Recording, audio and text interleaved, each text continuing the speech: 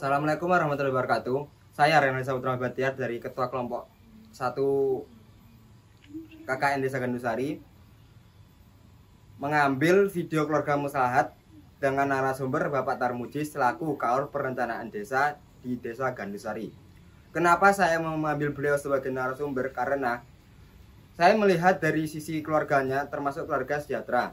Karena apa? Dari kecil hingga sampai saat ini Pak Tarmuji sangat bisa mengayomi baik keluarga walaupun masyarakat desa sekitarnya.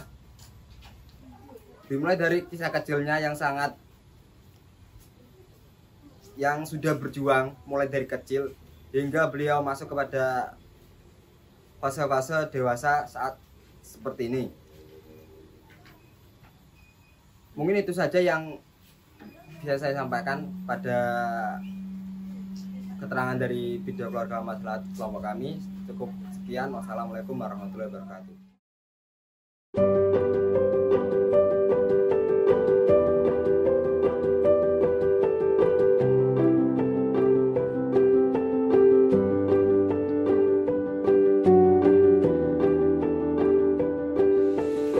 Perkenalkan, nama saya Tarmuji. Saya asli kelahiran Trenggalek, tanggal 15 Juni tahun 1971. 5 bersaudara, kebetulan saya anak ketiga sesuai dengan tanggal lahir saya di tanggal 15 itu pertengahan bulan 6 berarti pertengahan tahun. Alhamdulillah dari 5 bersaudara ini saya berada di tengah-tengah. Umur kita 6 tahun itu kita masuk di kelas 1 baru di SD Widoro 2, yang tentunya sebelum masuk kelas 1 itu ada persyaratan yang harus dilengkapi, yakni kita pegang telinga itu nyampe kalau masuk kelas 1. Jadi pegang telinga seperti ini bisa masuk kelas 1. Kalau sekarang ya umur 7 tahun itu baru masuk di kelas 1. Kalau dulu tentunya mungkin umur 8 atau hampir 8 tahun lah umurnya waktu itu. Alhamdulillah setelah saya 2 tahun di kelas 1 baru itu saya dipindah dengan program Inpres yang ada di desa saya di SD 3 Gandusari. Saya tahun 1979 masuk di SDN 3 Gandusari, yang tentunya banyak sekali ketika masa anak-anak saya untuk bermain, berkelana sama teman-teman, yang tentunya yang sampai sekarang ini masih mengorbit adalah kegiatan mancing saya di umur 6 tahun itu dengan kakek saya. Jadi kita sudah bisa mancing, bahkan di umur insya Allah kelas 4 SD itu kita sudah bisa untuk nganyam jaring. Seperti yang kegiatan hari ini pun saya tetap seperti kegiatan waktu saya sampaikan di kelas 4 SD. Jadi nganyam jaring itu sudah hal biasa, yang tentunya alhamdulillah di tahun 1984 kita lulus dari SD 3 Gandusari, kemudian melanjutkan ke SMP Negeri 1 Gandusari tahun 1984 sampai dengan 1987. Insya Allah banyak sekali hal-hal yang mungkin di situ saya belajar di SMP Negeri 1 Gandusari, yang waktu itu mungkin banyak kedisiplinan yang diterapkan. Jadi kurikulumnya masih kurikulum lama. Alhamdulillah program kedua perolehan untuk uji Eptanas, kalau dulu itu Danem, saya mendapat nilai 39,89 yang tentunya merupakan Danem peringkat keberapa itu, bukan yang peringkat pertama tapi keberapa. Tentunya saya masuk di sekolah tinggi di sekolah SMA setara pada waktu itu, yang terfavorit adalah di SPG Negeri 1 Trenggalek. Alhamdulillah dengan Danem yang saya miliki saya dapat melanjutkan sekolah di Pendidikan Guru Negeri Trenggalek selama 3 tahun sampai tahun 1990 insya Allah. Namun karena karena dana dari orang tua, yang tentunya kalau saya SMP itu saya sambil jaring sambil mancing itu untuk dijual untuk dapat iuran SPP, tapi di SPG Negeri Trenggalek kita tidak dapat karena sampai berjenjang dapat keluar tahun 1990. Alhamdulillah kita sudah lulus, namun kita terkendala dengan adanya program kurikulum waktu itu program pendidikan guru sekolah negeri, pendidikan guru sekolah dasar, yang tentunya ijazah SPG Negeri Trenggalek itu tidak guna kalau tidak masuk di program pendidikan guru sekolah dasar. Pertama itu 1 tahun, tapi setelah itu 2 tahun.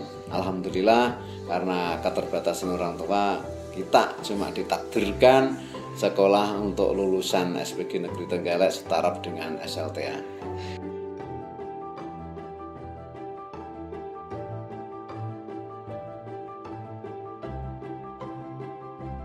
91 awal ini saya masuk melamar pekerjaan di Koperasi Asuransi Indonesia KAI.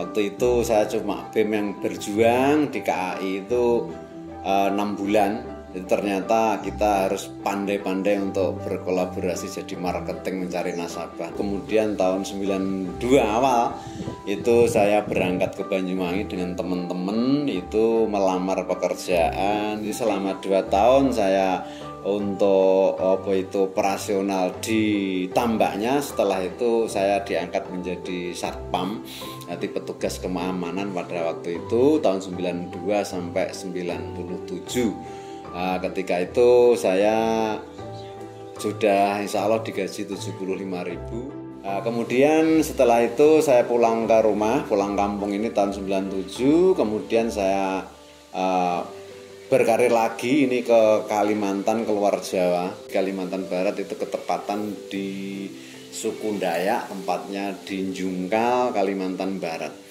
Itu agak jauh. Kemudian setelah itu kembali lagi ke Kalimantan Tengah sampai 4 kali akhirnya. Alhamdulillah setelah itu kita pulang ke kampung, persiapan menikah pada tanggal 14 Agustus tahun 1999. Atas ridha Allah saya dapat menikah dengan istri saya. Mungkin umur saya waktu itu 28 tahun, istri saya insya Allah 16 tahun.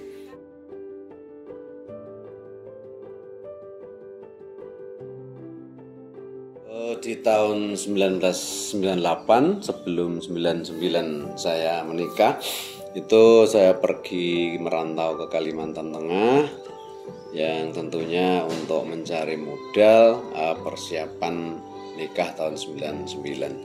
Alhamdulillah setelah usai dari Kalimantan, sebelum bulan Agustus saya pulang kampung, tentunya untuk menyambut rencana pernikahan saya pada tanggal 14 Agustus tahun 1999. Alhamdulillah dapat berjalan dengan lancar pada usia saya yang ke-28 atau 28 tahun. Istri saya umur 16, istri saya bernama Siti Fatona. Alhamdulillah dari pernikahan tanggal itu tahun 2001, tepatnya pada tanggal 8 Mei 2001 saya dikaruniai anak yang pertama yang bernama, saya kasih nama Syekhwal Farido. Tentunya sampai sekarang di usia hampir 22 yang sekarang telah menginjak bangku kuliah. Alhamdulillah pada semester 8 tidak salah itu di Politeknik Negeri Malang, di Politeknik Kesehatan bagian keperawatan. Kemudian kuliah yang kampus satunya berada di Malang juga, yakni di Universitas Asia yang mengambil jurusan manajemen bisnis, yang kemungkinan besar di tahun 2024 ini nanti semuanya kalau berjalan lancar insya Allah dapat wisuda bersama-sama. Kemudian dari pernikahan itu berkisar kurang lebih dari anak pertama 15 atau 16 tahun itu lahir anak yang kedua pada tanggal 17 November tahun 2016 yang saya kasih nama Fatikul Mu'alim Al-Fauza. Sekarang duduk di bangku kelas 1 sekolah dasar.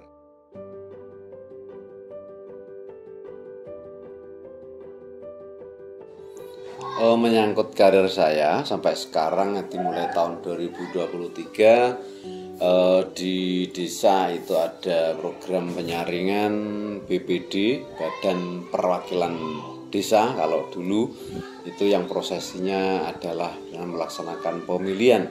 Alhamdulillah saya ikut dalam kompetisi itu, dan ternyata sesuai dengan apa yang diingin dari masyarakat, saya mendapat perolehan terbanyak pada waktu 2003 pemilihan DPD pertama.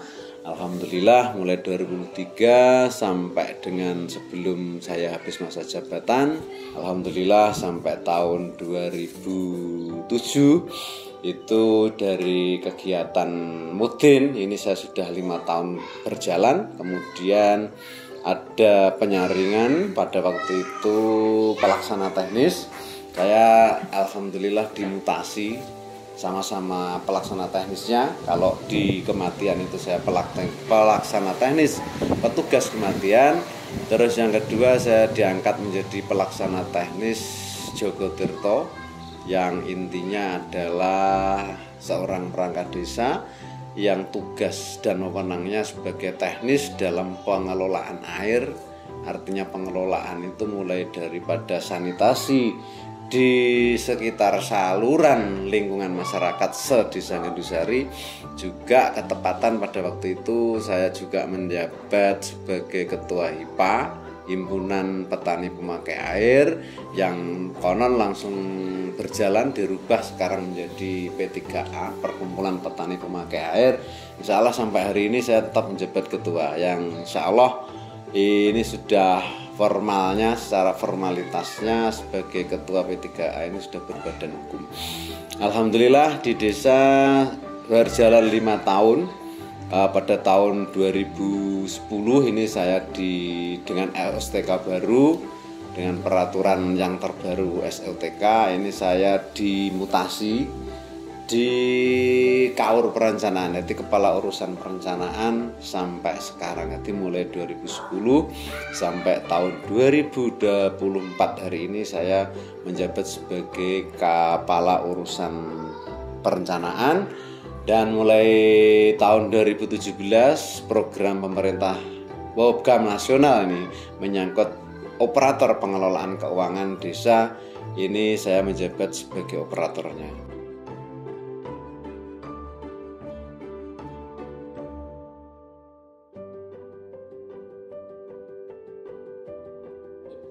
Pribadi saya dalam rangka untuk mengayomi keluarga yang tentunya untuk menuju keluarga sakinah mawaddah warahmah, keluarga yang aman sejahtera, ini tentunya saya memberikan kepada anak-anak, utamanya juga istri, itu thalabul ilmi, mencari ilmu sebanyak-banyaknya dari manapun sumbernya.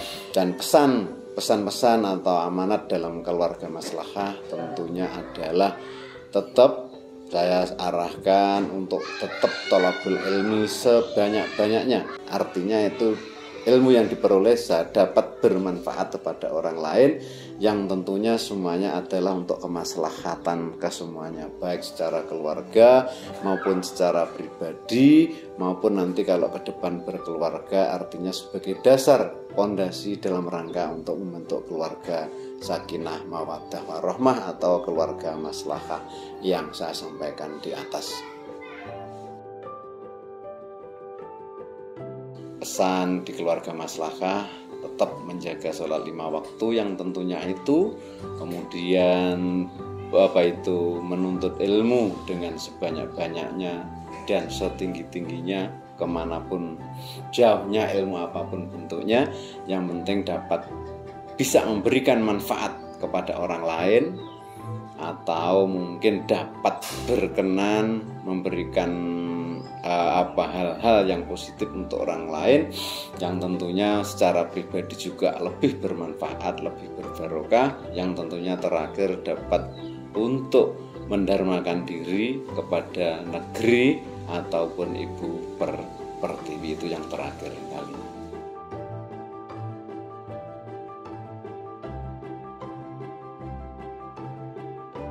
Video maslahat dari mahasiswa KKN kelompok 1 di Desa Gandusari ini sangat bagus, dapat mengedukasi bagi anak remaja dan juga di semua kalangan, dan juga dapat membangun keluarga yang sejahtera.